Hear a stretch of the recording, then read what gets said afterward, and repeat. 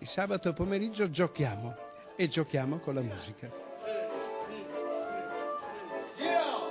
Ragazzi disabili, autistici o con la sindrome di Down, spinti a socializzare grazie al contatto, alla musica, al dialogo.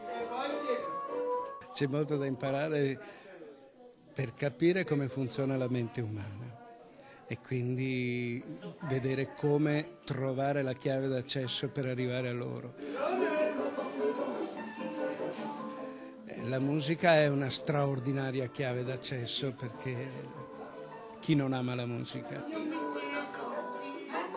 Un modo efficace per imparare ad accrescere l'autostima, ma non solo. Grazie alla collaborazione dei volontari di Cielo Blu, queste persone diversamente abili riescono ad essere il più possibile indipendenti senza gravare sulle loro famiglie. Perché non troviamo un contesto legato alla natura, legato ai tempi blandi? E da lì è nata la ricerca di un sito che poi si è rivelato su Roncade, una casa dove far nascere una fattoria sociale.